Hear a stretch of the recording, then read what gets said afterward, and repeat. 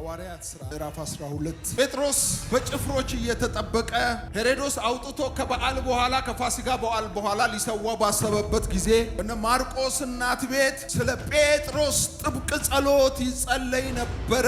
ያዕቆብ ከፊት ለፊቱ እንደተሰዋ ቸልተኝነት በቤተክርስቲያን እንደነበረ ጥብቅ ጸሎት ባለመጸለያቸው ያዕቆብ እንደተሰየፈ ገባቸው። አንዳንድ ሰዎች ወደ ጥብቅ ጸሎት የሚገቡት ጉዳት ከደረሰባቸው በኋላ ነው። የሆነ ነገር ካጡ በኋላ ነው። ከዛ ሁለተኛ እንዳይመጣባቸው የሚጸልዩት ወይም አጥብቀው ወደ ጸሎት የሚገቡት። ብዙ ጊዜ እንደ አገር፣ እንደ ቤተ ክርስቲያን፣ እንደ ቤተሰብ ብዙ ነገሮቻችንን በሚታይም በማይታይበት መንገድ ከእጆቻችን ያጣንባቸው ብዙ ነገሮች አሉ። የተጎዳንባቸው ነገሮች፣ እንደ ያዕቆብ ያጣናቸው ነገሮች። አንዳንድ ጊዜ አንዳንድ ሰዎች ከፍተኛ በቤታቸው ላይ ጉዳት ከደረሰባቸው በኋላ ኢኮኖሚካል ከተመቱ በኋላ የሆነ ነገር ካጡ በኋላ ነው የሚባንኑት ወደ ጸሎት የሚገቡት። የጥንቷ ቤተ ክርስቲያን ያዕቆብን ካጣች በኋላ ባነነች። በዚሁ ከቀጠለች ጴጥሮስም ተደግሞ እንደሚሰየፍ አወቀች። ስለዚህ በማርቆስ እናት ቤት ሌሊት ላይ አውጥቶ በማለዳ ሊገደል እንደታሰበ ስላወቁ በጣም አጥብቀው ይጸልዩለት ነበረ።